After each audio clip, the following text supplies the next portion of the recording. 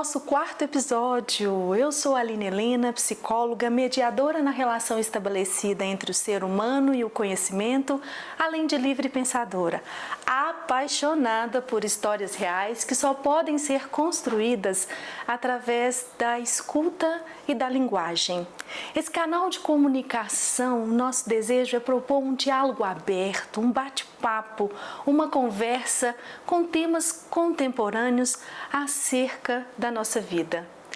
Entre nós, entre eu e você, entre os laços, os nós e os vínculos que precisamos desatar para ressignificar a nossa realidade. Aproveito para pedir uma atenção especial para vocês acompanharem as nossas redes sociais, @Instituto de Psicologia Médica, e vai conferir um conteúdo de qualidade, com muita competência técnica humanizada. Temos também o nosso WhatsApp, que se encontra lá na bio, onde você pode participar do nosso grupo para ter informações e conhecimento acerca de temas relevantes sobre o desenvolvimento humano. Quero fazer uma chamada especial também sobre o último episódio, está imperdível. Para você que vem passando por um momento de transição de carreira, olhar para dentro, ressignificar, o episódio foi sobre carreira e mercado de trabalho. Ansiedade acerca desse tema. Quem nunca sentiu? Hoje estamos aqui com uma convidada pra lá de especial. Bem-vinda, Simone! Ai, obrigada! Se apresente, por favor. Sim, eu faço parte aqui do Instituto, sou muito feliz aqui. E aqui eu sou nutricionista sistêmica e comportamental, trabalho com pessoas que estão com insatisfação corporal, que têm desafios em lidar com o corpo, com a alimentação e que estão nessa empreitada aí de desafiar a vida. Então eu estou aqui para atender pessoas que têm esses desafios. Então, Simone, hoje vamos falar sobre a compulsão alimentar e os motivos que podem levar a pessoa a comer além das necessidades físicas, né? Você tem fome de quê? É uma pergunta importante e pertinente para a gente começar aqui o nosso bate-papo. E quero trazer também alguns dados em relação ao que a Organização Mundial de Saúde nos afirma. A obesidade é um dos mais graves problemas de saúde que temos para enfrentar. Em 2025, a estimativa é de que 2,3 bilhões de adultos ao redor do mundo estejam acima do peso, sendo 700 milhões desses indivíduos com obesidade, isto é, com índice de massa corporal acima de 30, o danadinho do IMC. Já em relação à obesidade infantil, isso me assustou, Simone. O Ministério da Saúde e a Organização Pan-Americana da Saúde aponta, atenção, pais, que 12% das crianças brasileiras entre 5 e 9 anos de idade têm obesidade, assim como 7% dos adolescentes na faixa etária de 12 a 17 anos. O cenário é preocupante, né, Simone? Bastante, é bem preocupante. E vamos começar o nosso bate-papo, então, ajudando os nossos ouvintes a pensar um pouquinho sobre o que é compulsão alimentar. Ótimo. Eu queria, primeiro trazer a diferença um pouco do que é a compulsão alimentar e um comer transtornado, porque às vezes as pessoas chegam preocupadas e elas estão só numa fase do comer transtornado e isso passa. Comer transtornado é quando eu como de uma forma transtornada, de acordo com alguma coisa que aconteceu na minha vida. Às vezes aconteceu um trauma, uma situação específica. Um gatilho, né? Um gatilho emocional. E eu como em uma situação específica e depois isso passa. Eu resolvo a situação, isso passa e não desenvolvi uma compulsão alimentar. A compulsão alimentar, ela é desenvolvida, ela pode ter vários comer transtornados, mas ela vira um transtorno alimentar. Então, de acordo com o DSM-5, que é o Manual de Critérios e Diagnósticos de Psiquiatria, a gente tem uma classificação para a compulsão alimentar. Então, normalmente a pessoa fica no processo 3 meses, aí toda semana ela tem um episódio, ela pode ter 2 episódios de comer demais, muito além do que ela tem necessidade, do que ela aguenta. E essa situação e esse comportamento gera uma tristeza interna, um arrependimento, uma culpa, uma sensação de ser incapaz de conseguir lidar com aquela situação. E a pessoa ela começa a ter uma tristeza, né? A vida começa a girar em torno daquilo ali e ela não consegue tirar muitos pensamentos daquela situação que ela está vivendo. E aí vai se repetindo toda semana e isso gera um transtorno alimentar. Aí sim a gente pode chamar de compulsão alimentar. E ainda temos, né, Simone, que lidar com essa questão da imagem corporal muito perfeita. Exato, essa pressão que a sociedade exerce sobre nós em relação a quem está ou não acima do peso. É interessante isso que você traz sobre a compulsão e os episódios relacionados a um transtorno, né? A uma forma que a pessoa está lidando com tudo aquilo que ela está sentindo. Né? Temos também uma diferença entre fome emocional e fome física. Eu acho que isso é tão importante porque a gente não tem a percepção de quando a gente está comendo porque tem uma emoção ali mal resolvida e de quando essa comida, né, essa necessidade é mesmo física. Exato. E isso é um ponto que aparece muito nos consultórios, né? Muito nos meus atendimentos. E também acredito que no seu trabalho como nutricionista sistêmica é algo que é mais amplo e também com um olhar cuidadoso em relação a você. Como é que você conseguiria trazer isso para nós, da fome emocional com a fome física, Simone? Vamos lá. Na verdade, Aline, a gente tem 9 tipos de fome. Uau! 9 tipos de fome! 9 tipos de fome. Não conseguiria descrever todas aqui de cor, mas a gente pode depois deixar para as pessoas, né, lá na descrição, sim, os 9 tipos de fomes. Mas tem 4, e dentro dessas 4, essas 2 fomes que eu vou falar, que são importantes. Mas primeiro vamos diferenciar a fome física e a fome emocional, que é onde as pessoas se confundem, né? Elas não conseguem compreender muito bem o que é fome física e o que é fome emocional. A fome física é aquela fome que você tem o estômago que ele ronca, dá uma sensação de um vazio no estômago. Se você comer qualquer coisa ali na hora, ela vai cessar. Você não vai mais sentir o estômago roncar. Às vezes a gente tem um certo enjoo de estar com muita fome. Essa é a fome física. É uma fome que não tem percepção de nada. A fome emocional é uma fome que não cessa. É uma fome que não tem estômago roncando, não tem sensação de vazio no estômago. Muitas vezes a gente pode estar até com o estômago cheio, como se diz, e a gente tem uma necessidade a todo momento de preencher, de colocar alimentos, principalmente alimentos que nos geram alguma coisa afetiva ou que tem maior quantidade de gordura, alimentos que têm mais gordura, fritura, porque vai causar uma sensação no corpo boa, momentaneamente, né? Como se eu tivesse me preenchendo e tampando alguns vazios que eu estou sentindo naquele momento, talvez uma tristeza, um medo. Então, uma raiva, né? Uma raiva. As pessoas comem muito também. Exatamente. Quando vem com raiva, parece que vem como se fosse uma recompensa ou uma forma também para lidar com aquela emoção que eu não estou conseguindo resolver dentro de mim, né? Exatamente. E aí, né, assim, eu não sei nem se eu tô com fome, se eu não tô, eu quero colocar para dentro e me sentir cheio. Essa é a expressão correta. É me sentir na vida, né? Como a gente diz assim, eu tô aqui, eu tô viva, eu quero sentir que tá cheio. E aí eu fico querendo me mostrar que eu tô viva o tempo todo. Essa é a sensação de fome. É como se essa pessoa também precisasse ocupar esse espaço? Exatamente. Precisasse ocupar isso aí. Estou aqui, me olhem. Me vejam. Me vejam. Me enxerguem. Me enxerguem o tempo todo.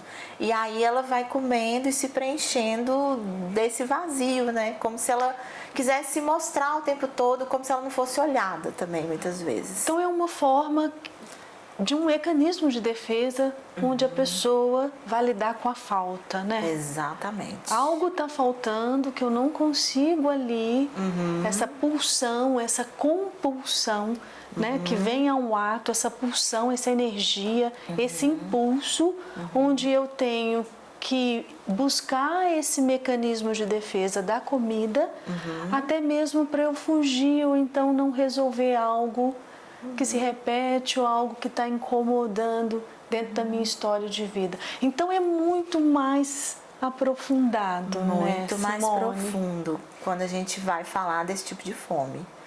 É muito profundo. E você disse também de outras duas mais que você ia dar uma palhinha para nós. Vamos voltar também na fome emocional, porque eu acho que é importante a gente trazer essa dobradinha. Mas na hora que você trouxe também acerca de outras fomes, como é que você vai pensando isso ao longo dos seus estudos como pesquisadora, professora? Simone tem um livro que no finalzinho do episódio a gente vai falar um pouquinho sobre ele. E essas outras fomes, como é que isso se relaciona com tudo que a gente vai vivendo como pessoas, Simone? Sim. Muitas vezes a gente esquece, a gente está muito desconectado do corpo, né? A gente está... como diz, a gente não está com a atenção plena para o corpo. Então a gente não presta atenção. Muitas vezes os sinais do nosso corpo, o que o nosso corpo está pedindo. E a gente tem uma fome que é uma fome que chama intuitiva, que normalmente é aquela fome que o corpo tem uma necessidade. Então, se eu tenho uma deficiência de um ferro, o meu corpo vai pedir alimentos que têm mais quantidade de ferro. Se eu estou para adoecer, eu vou querer alimentos que vão nutrir o meu corpo para eu não adoecer. Só que a gente está tão na mente e a gente esquece de tanta coisa que a gente não escuta o nosso corpo. Então, a fome intuitiva, ela está conectada com isso. Sabe quando a gente fala assim, nossa, me deu uma vontade de comer melancia? E aí a gente fica com aquele pensamento ali, né? Enquanto não come a melancia, isso não se resolve. Isso não se resolve e às vezes é uma necessidade que o corpo tem, de algum elemento que a melancia vai te trazer. Normalmente quando a gente está doente, a gente tem essa percepção maior, porque o corpo ele grita, né, quando a gente está doente. Então essa fome intuitiva é uma fome sutil e que é importante a gente trazer essa percepção assim, o que eu estou com vontade, o que o meu corpo está pedindo.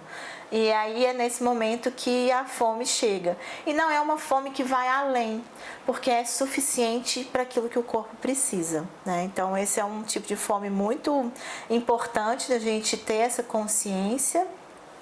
E a gente também tem a fome social, que é a fome que a gente vai no automático. É a vilã? A gente fica na mesa mais do que deveria e vai só comendo, talvez né, Simone? Tem pessoas que tem um ganho de peso que porque está muito na fome social que vai no automático. É a pessoa que sai muito e que está ali com os amigos e aí se preenche daquilo ali, come sem perceber se está com fome, se não está. Às vezes é gostoso, né? E é bom a gente... Vou batendo um papo, vou tomando uma bebidinha ali, outra colar e quando percebe... E quando percebe eu estou no automático. E não é ruim, né? A comida ela tem que estar ali para socializar. Ela veio para isso também, para trazer o vínculo, o afeto. A gente tem várias histórias assim que contam, né?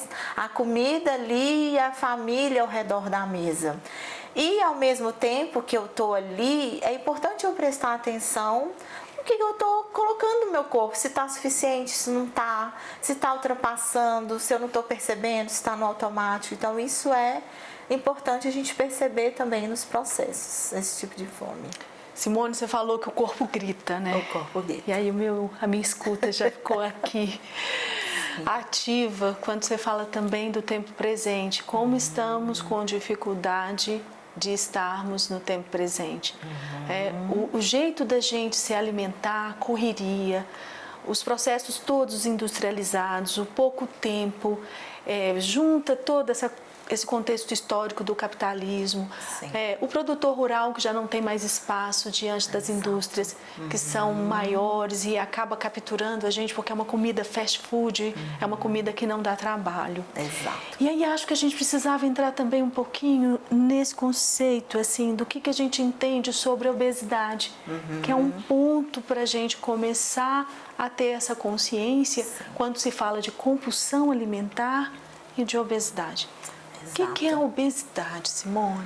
Sim, a Organização Mundial de Saúde classifica hoje a obesidade como uma doença, né? Ela já rotula assim, né? Então você tem obesidade... Não é um sintoma, né? Não é um você sintoma. Você está já marcado naquele lugar. Já está marcado como doente.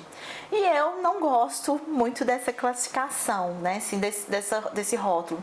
Porque a obesidade, ela é uma consequência de um estilo de vida, de questões que eu passei na minha vida, que eu não consegui lidar, e o corpo, ele é uma resposta daquilo que eu vivi e que às vezes eu dei conta, eu não dei, né? Sim, tem gente que vai dar, tem gente que não vai dar, e a gente não pode trazer esse rótulo dessa forma para aquela pessoa. Como se fosse algo pronto e acabado. Você está dizendo da gente observar essa história de vida, né? Exatamente. Como que essa pessoa se relacionou com a alimentação ao longo da sua trajetória e do seu percurso. E dos seus desafios, né? Às vezes ela tem um desafio emocional, ela tem um desafio genético, ela tem um desafio mental que ela passou, ela tem um ambiente que ela vive ali, o social dela, que ela não consegue lidar. E aí ela vai lidando com a alimentação de acordo com a vida dela. E aí ela pode chegar numa obesidade, né? Porque ela não deu conta de olhar para todas essas coisas e de lidar com isso. E aí eu tenho um resultado ou uma consequência que é estar com obesidade naquele momento. Então eu preciso entender o contexto do que... Onde tudo partiu, né? Onde tudo partiu. Olhar para dentro daquela história e entender qual é a relação que aquela pessoa tem com a comida. E acho que uma pergunta, né, para a gente começar aí, deixar os nossos ouvintes refletindo, né? Talvez seria assim, e aí? Quem é que falou para você que você tinha que comer muito ou que você tinha que comer pouco? Porque eu acho que começa assim, né? Quem é que me falou que que o que eu estava comendo era pouco ou que o que eu estava comendo era muito? Eu sinto assim, hoje em dia a gente tem muitas distrações e isso começa na infância, por isso que tem crescido mais.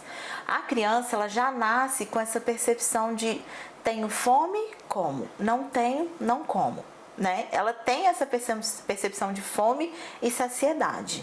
Eu sei até onde eu vou ou não. A criança, ela é assim. E de repente, com meses ou um ano, eu tenho uma tela onde a criança ela não tem a percepção mais do corpo, ela não tem a percepção de onde parar ou não, ou ela tem outros fatores que tem muita coisa externa. Outros distratores que acontecem com nós adultos também. Né? A gente também não sai disso. Imagina as crianças que estão em formação, um alerta aí para os pais, né, Simone? E aí ela começa a perder. E aí a mãe, ela determina que a criança, o tanto que a criança tem que comer naquele momento, sendo que ela sabe a quantidade, mas ela precisa estar atenta ali o que ela está comendo. Às vezes a gente julga naquele momento assim, mas você só comeu isso, né? Come mais e vai empurrando, sendo que a criança falou, não, chega.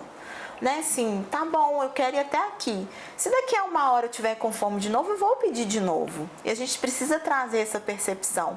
E aí eu vejo que se perde, porque os pais, muitas vezes eles ficam tão agoniados, angustiados também, porque a criança saber não come, o que fazer, ou ela tem uma seletividade alimentar.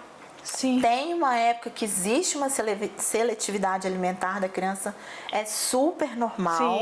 Sim. E isso é preciso ser respeitado, né? Claro, assim, ela não pode comer só miojo, Sim. mas tem que ter um respeito, porque aos poucos depois ela vai começando a trazer a intuição, que é a fome intuitiva, e vai pedindo esses alimentos à medida que ela vai crescendo. E aí a gente chega na fase adulta, a gente já perde isso tudo, entra um monte de distração, entra um monte de coisas e a gente não consegue mais ter essa percepção de fome e saciedade. As telas, as redes sociais, As telas, o as computador. dietas que mandam a gente fazer. Quando a gente começa a fazer dieta, o corpo ele perde essa sensação de sim, tenho fome, é como, não tenho, paro. Então, a primeira dieta que eu comecei, eu já tenho um descontrole, uma descompensação dos meus centros de fome e saciedade, que a gente tem alguns centros, e aí a gente se perde, a gente não sabe mais, e o corpo ele começa a sentir falta, aí ele começa a pedir certos alimentos, né? E a frustração com as dietas, né, Simone? E a O frustração psicológico, com a as dietas. autoestima vai lá no chão, né? Porque parece que Exatamente. cada dieta que não dá certo é um fracasso. É como se fosse para a pessoa um fracasso, né? E aí a gente tem o efeito sanfona, a gente tem a obesidade que só cresce, não reduziu em nenhum país do mundo, 0 país, com esse tanto de dieta, com esse tanto de alimento que eles falam para redução de peso. Com tanto de informação que Tanto temos. de informação a gente não consegue reduzir, nem a obesidade nem o sobrepeso, por isso, né? E esse lugar da dificuldade que a gente tem também de entender qual é o lugar que essa comida ocupa dentro da minha história de vida, né? Exatamente. Quando você fala do tempo presente, que a gente está se perdendo e que isso também vai em relação à comida, né? Quando a gente para e pensa e fala, como é que eu estou comendo? Diz muito. Às vezes eu paro e vejo no restaurante e também me olho, né? Que eu também Sim. entendo que quando eu vejo, também estou lá querendo comer rápido porque eu tenho que resolver um monte de outras coisas. Eu perco essa capacidade, inclusive, de tomar essa consciência do meu corpo. Exato. E é sério isso. É E aí sério. o que a gente vai ter que lidar? Com a compulsão alimentar. Exato. Como lidar com isso no dia a dia, Simone? Primeiro, a gente precisa entender o que está acontecendo. O porquê que eu tenho esse movimento de ir comer para preencher algo. Eu tenho que buscar a origem disso. Se foi algum trauma que eu vivi no passado, se foi uma questão familiar ou com minha mãe, com meu pai, ou se foi qualquer outra coisa que me impede de seguir a vida mais tranquila, sem eu precisar buscar o alimento para me preencher. Então, essa é a primeira parte, né? Se eu não consigo enxergar dentro da minha visão de trabalho, da forma como eu trabalho, lidar com uma compulsão alimentar sem olhar para isso. Para essa história, né, Simone? Para essa história. Porque a dieta, se eu vou lá só busco uma dieta para emagrecer, eu não soluciono. Muitas vezes até tem pessoas que conseguem emagrecer, mas depois volta, né? Aí volta, engorda tudo de novo, engorda mais do que estava antes, porque o corpo ele já perdeu essa sensibilidade até onde vai, ele perdeu o limite dele. Então é importante que eu busque o que está acontecendo, por que eu tenho essa atitude. Depois que eu olhei, que eu observei, que eu tratei, né? Assim, que eu estou mais em paz com esse processo, aí sim eu começo a olhar para a minha alimentação e fazer escolhas. Uma reeducação, Simone? Seria uma reeducação, mas uma reeducação respeitosa. A gente fala que é uma alimentação consciente e intuitiva. Porque não existe nada proibido, eu vou falar sobre isso. Não existe alimento ruim e alimento bom. Existe alimento que o meu corpo precisa e aquilo que eu quero trazer para o meu corpo, de acordo com o que eu estou vivendo. Se eu estou no social, né, assim, eu quero confraternizar, o que eu posso escolher aqui que o meu corpo está pedindo e eu quero comer nesse momento e que não vai me prejudicar depois? Simone, você falou do que eu quero e aí aparece a palavra desejo, né? Desejo. E quando exato. aparece a palavra desejo, tem uma implicação desse sujeito, dessa pessoa dentro desse processo. O que eu desejo, o que eu quero, como o meu corpo vai ser alimentado a partir do momento que eu estou olhando para mim. Exatamente. É um caminho, né? É um caminho. Aí a gente fala que o autoconhecimento e a percepção corporal, né, assim, ele é muito importante. Porque quando eu percebo o meu corpo, né, se eu olho para o meu corpo, eu posso ter uma insatisfação e não querer estar com aquele corpo. E aí eu vou ter que realmente cuidar.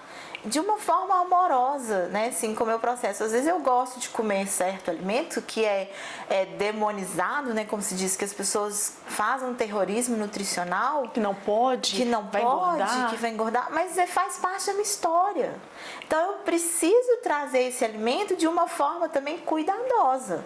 Que se eu comer muito, eu vou me prejudicar. E ao mesmo tempo, eu não quero deixar de comer porque faz parte da minha história afetiva, né? Sim, do amor que eu tenho por aquilo ali que eu vivi com aquele alimento. Então, e o isso vínculo é importante. Que esse alimento também estabelece como ponte, né? Exatamente. Às vezes eu nasci lá no interior e a minha avó fazia biscoito frito.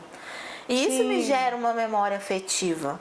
E aí eu vou ter que deixar de comer porque isso é um terrorismo que coloco? Não. Eu vou trazer isso em certos momentos da minha vida que eu quero um aconchego maior. E ali eu vou me preencher. E em outros momentos, talvez na maioria de outros momentos, aí eu vou comer de uma outra forma que o meu corpo vai se sentir melhor. Então isso é importante. Simone, é tão lindo porque você fala dessa nutrição sistêmica, que é olhar para a história dessa família. Exato. E o que a comida representa dentro desse contexto histórico desta família.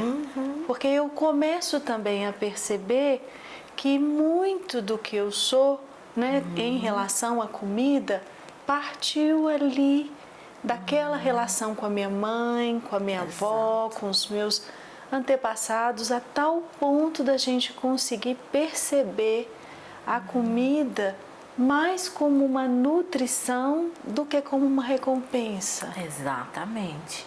E aí é a palavra certa, né? A nutrição a gente conjuga da forma certa, assim, né? Aqui, do que simplesmente o emagrecimento. A gente fala, eu não sou uma emagrecionista, eu sou uma nutricionista. Então eu nutro sentimentos, eu nutro histórias, eu nutro pensamentos, né? Assim, claro que é a pessoa que se nutre disso, mas a gente que é profissional é um canal para que ela tenha essa percepção de que eu não estou aqui para emagrecer ninguém. O emagrecimento ele é uma consequência dessa percepção, de nutrir todos esses fatores que são importantes, né? Então, acho que vem muito disso, assim, dessa palavra. Ai, Simone, mais nutrição sistêmica, porque vem de encontro muito com o nosso trabalho da psicologia, né? A forma como eu vou lidar com as emoções e a minha alimentação. E quando você fala desse respeito e desse cuidado, a gente aponta um caminho coerente para aquela pessoa que está passando por essa dificuldade e pela angústia, né? Essa ânsia, porque a ansiedade também ela entra com muita força dentro da compulsão. Como lidar com isso dentro da compulsão, Simone?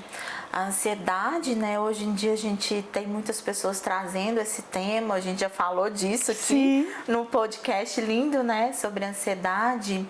Ela vem muito dessa questão de eu não conseguir estar no lugar que eu gostaria de estar. Quando a gente olha para o preenchimento da alimentação, eu não ocupo o lugar que eu gostaria de estar, eu não agrado as pessoas que eu gostaria de agradar, eu tenho essa sensação e aí eu entro nesse movimento, né? Que às vezes pode vir para o corpo e eu apresentar sintomas ou não, ou simplesmente só essa sensação. E aí, quando eu não estou nesses lugares, eu me sinto vazia. Eu não me sinto que eu pertenço, eu não tenho muito pertencimento. E aí eu sinto a necessidade de preencher. E a comida, a alimentação, ela pode ser uma dessas formas de preenchimento desse movimento, né, da ansiedade. Quando você fala do preenchimento, vem de encontro também, que é uma fala que eu escuto muito com as mulheres que eu atendo, principalmente, que a comida ficaria no lugar da proteção. Como se fosse também uma manta protetora, até como fuga daquilo que eu não quero resolver ou daquilo que eu não quero me implicar. Como se isso fosse também algo que me protegesse dentro desse contexto. A gente tem os dois lados. A gente pode não querer ser vista, então eu me protejo, ou eu posso a todo momento ficar mostrando que eu quero ser vista. Então eu vou comendo, comendo e aumentando de tamanho para que talvez a mãe me veja, né? Muito conectados, mãe, tô aqui, me veja, né? E aí eu quero estar na vida e aí eu vou comendo. Tem essas duas percepções dentro da visão sistêmica, né? A gente tem esses dois lados, tanto para se esconder quanto para mostrar para a vida que eu estou presente. Porque quando a gente fala, por exemplo, de um transtorno que é a anorexia, que é um movimento oposto, que é o de sumir. Né? Se eu não quero estar aqui, então eu sumo, vou sumindo, vou sumindo, vou sumindo, e aí eu desapareço. E aí eu não como, não tenho vontade de comer, porque eu não tenho vontade de viver essa vida. E a gente vai para o oposto, que é a compulsão alimentar, que é esse movimento. Eu quero aparecer, eu quero mostrar que eu estou aqui, eu quero mostrar que eu estou viva, e aí eu vou aumentando de tamanho. Também tem essa forma de ver. E você falou da anorexia, vamos dar uma palhinha da bulimia também. Sim. Que acho que vem ainda nessa repulsa, onde eu alimento e depois eu tenho que colocar isso para fora. Exato. Não é, Simone? Também Sim. é algo doloso. E principalmente as nossas jovens e os jovens na adolescência vêm passando muito por esse transtorno, né? Quando não é a anorexia, essa necessidade de sumir, porque eu também não estou tendo recurso, e a gente precisa também deixar claro aqui que muitas das vezes a gente vai precisar de um psicólogo, precisar de uma avaliação médica, até para a gente dar conta de ajudar essa pessoa a se restabelecer com a imagem, né? Essa imagem de perfeição também, né? Da magreza, onde o que é aceito aqui no nosso social é esse outro que é magro, que supõe nessa fantasia que ele vai ser desejado. Então, daria um outro podcast para a gente conversar sobre, mas acho que para a gente fechar um pouquinho da compulsão, a bulimia, dá uma palhinha disso, para a gente também ajudar os nossos ouvintes a pensarem sobre. Sim, a bulimia, ela está muito presente nos jovens, tem pessoas adultas também, bastante, e agora um pouco nas crianças, né, sim. E a bulimia... A coisa ficou mais séria, né? Mais cedo, né, Simone? Tá, mais cedo. É uma cultura, assim, que a gente tem uma cultura da magreza, que é um fator também que atrapalha, e tem as questões familiares, né? Assim, junta as duas coisas, a pessoa não tem estrutura para lidar com essa cobrança da sociedade, né? Que vem a bulimia. A bulimia, ela é muito parecida com a compulsão até certo ponto. Só a diferença, né, para que as pessoas entendam qual que é a diferença, é que existem compensações. Muitas vezes eu como, a pessoa que tem bulimia, ela come muito também, e ela compensa, e a gente acha que muitas vezes é a indução de vômitos, mas tem outras compensações que são muitas vezes idolatradas pela sociedade, que é jejuns, né? Então, as pessoas começam a fazer jejum atrás de jejum. Os intermitentes, então, estão super na moda. Exatamente. Começo e só como no outro dia. Isso é uma forma de compensação, porque como eu comi demais, agora vou fazer um jejum, e aí eu não como hoje, e aí começa a descompensar. E morre de fome à noite, come demais à noite de novo, e aí vira um ciclo.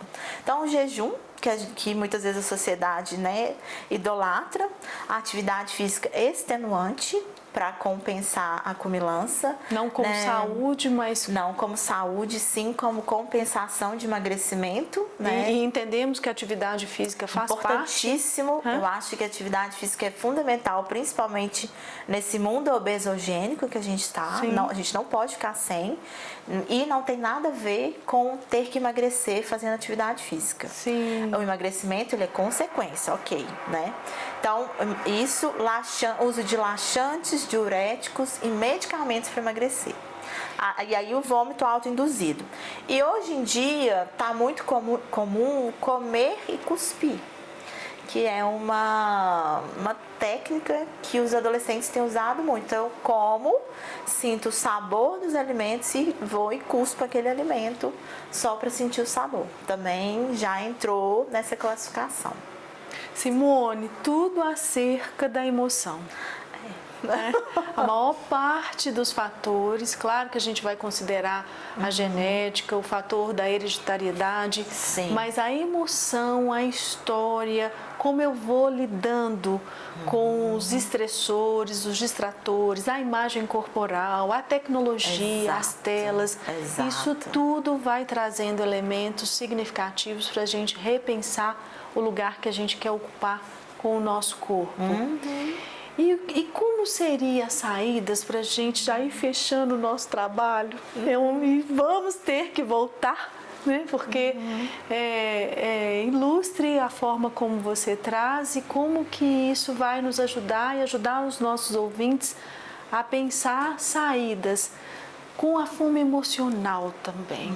Como buscar saídas para lidar com essa danadinha da emoção, com essa ação fisiológica, esse impulso que acaba gerando sensação agradável ou desagradável, mas que nos move. Como lidar com a fome emocional? Bom, para começar, eu começo muito com essa tríade: psicólogo, psiquiatra muitas vezes e nutricionista, e se vier algum outro profissional que precisar também, que venha, e que sejam pessoas preparadas, né, para lidar com essa situação. Eu acho que é uma tríade importantíssima para esse momento, porque talvez sozinho ou sozinha, aquela pessoa ela não vai conseguir lidar, porque é muita coisa. É uma história, é um histórico. E não então, precisa ir sozinho também, né, não precisa. A gente diante desse processo que é tão desafiador. É muito desafiador. Então, assim, é confortável a gente ter... eu falo que é apoio, os apoios externos. Quem são os nossos apoios? E a gente busca nesses profissionais que podem nos apoiar muito. E aí, dentro desses apoios, como que a gente, na prática ali, a gente pode fazer? Primeira coisa, a gente precisa trazer essa percepção do corpo, né? Então, se eu começo a perceber o meu corpo, o que que eu sinto, começo a treinar essa questão da fome, da saciedade. Tem gente que passa uma vida inteira sem saber o que que é fome, o que que é saciedade, quais são as sensações de fome, né? Assim, o que eu estou sentindo. Às vezes no consultório eu trago alguns alimentos e a gente vai trabalhando isso juntos, assim, vamos experimentar isso aqui, vamos ver o que você sente. Você está com fome? Qual que é o nível de fome? Como é que mede isso? Né? Assim, de 1 a 10, como que você vai começar a perceber? E aí a gente vai treinando essa questão assim, tenho fome, não tenho, qual que é a minha numeração, cada um tem a sua. Eu não posso, descrever qual é a sua fome e saciedade, mas você vai descobrindo de acordo com seus números. De repente aqui você classificou 7, tem fome 7, então tô com muita fome. E a minha é 6. Mas aí quando você está lá fora, você fala, eu estou com mais fome que aquele dia, então acho que eu estou com fome 8. Então eu vou trazendo essa percepção de fome e saciedade. Isso é importantíssimo no processo. Outra questão é ter a intuição assim, do que o meu corpo necessita. Né? Assim, o meu corpo necessita disso hoje. Será que eu quero doce? Será que eu não quero? Será que é uma questão emocional? Se não é? As mulheres, a gente trabalha muito com ciclos, né? Eu tenho um ciclo menstrual e cada fase é uma fase... Isso é importantíssimo, né? Porque o ciclo menstrual, ele porque chega uma hora que você quer tudo. Doce. Sim. E é normal de uma mulher... E tá tudo bem, né? E tá tudo bem. Sim. Pedir isso, né? E aí, às vezes, eu acho que tem alguma coisa errada comigo, no meu corpo, entendeu? E aí, é importante ter essa percepção. Quando eu estou perto da minha menstruação, eu estou com os hormônios lá embaixo, o meu corpo ele vai pedir alimentos que me deem prazer momentâneo. O chocolate, o ocitocina, doce, né, uma ocitocina naquele momento. Então, tá tudo certo. Se eu quero doce fora desse padrão aí, aí vamos olhar para isso. Talvez seja algo emocional, ou porque você quer mesmo. Eu tenho o direito de querer comer, né, de uma forma respeitosa. Então, isso é importante também. Simone, o tanto que é importante também a gente pensar no biotipo desse corpo e respeitar a condição dessa estrutura. corporal. Isso é importante, daria um outro podcast, né? Mas assim, falando rapidamente, quando a gente vai para o sistema familiar, cada pessoa tem uma origem.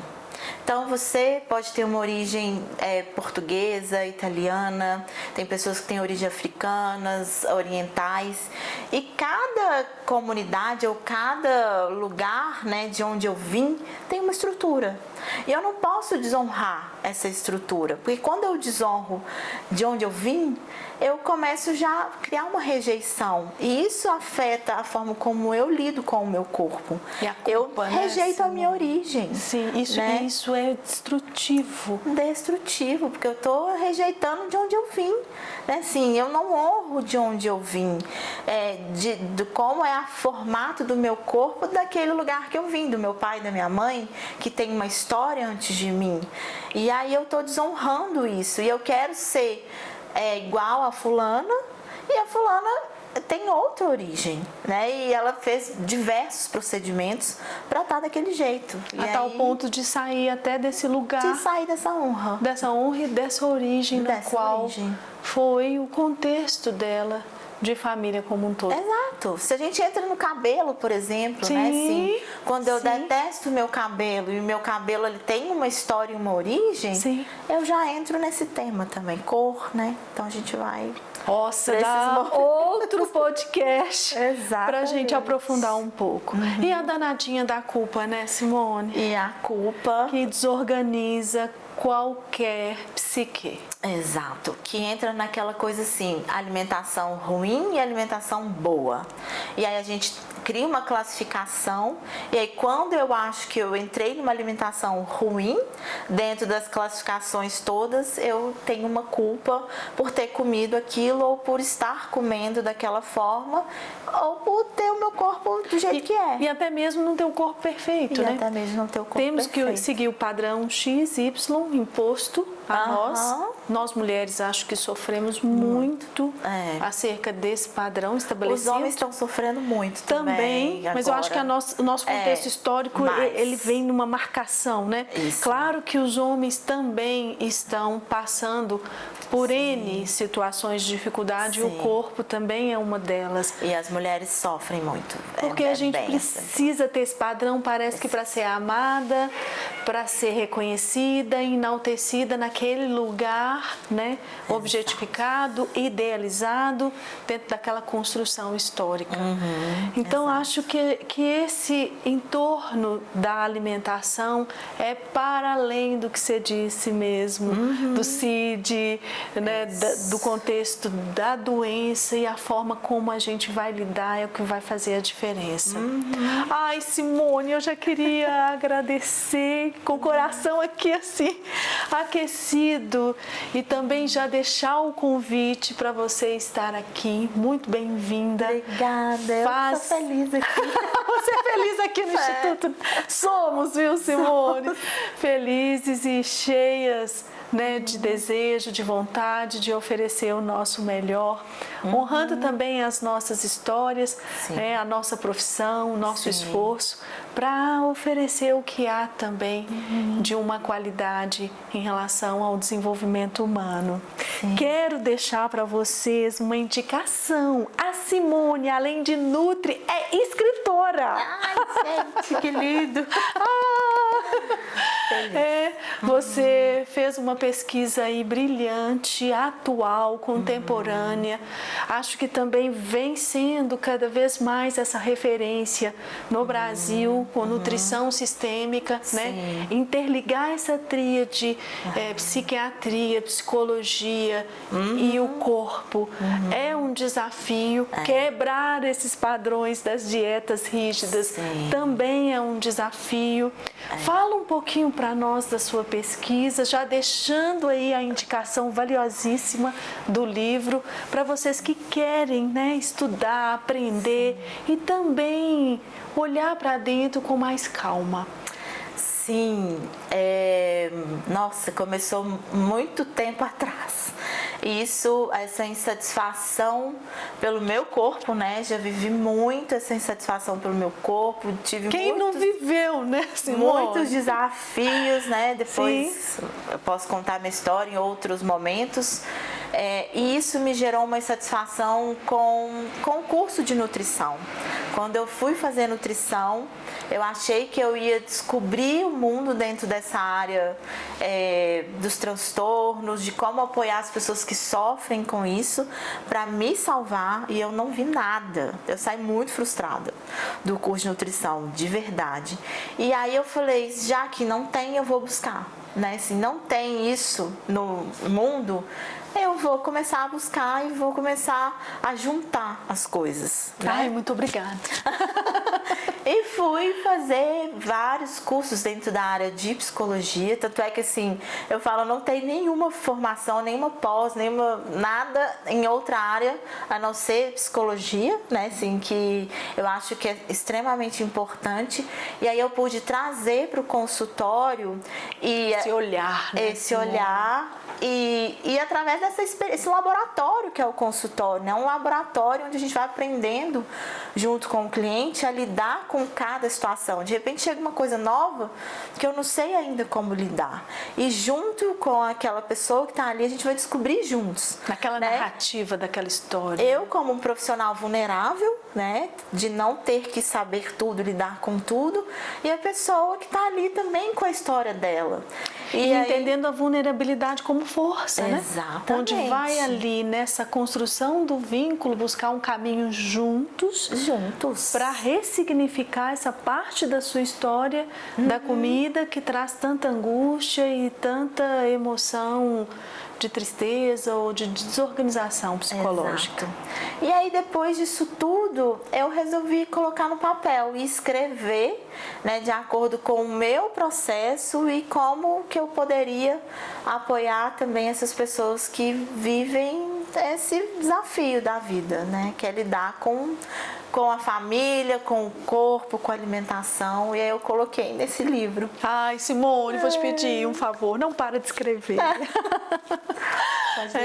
A gente precisa quebrar paradigmas, padrões, trazer diálogo. Quanto mais diálogo, mais crescimento a gente tem, né, para desenvolver e chegar nesse repertório dessas dificuldades que são o viver. A gente sabe que temos altos e baixos, mas temos saídas para lidar quando a coisa estiver muito baixa. Exato. Não está sozinho. Acho que a gente precisa marcar isso. E vem conhecer o nosso instituto. Já vou encerrando. Sim, agradecer a sua presença, a valorosa forma como você cuida das pessoas, olhando para a história de vida delas.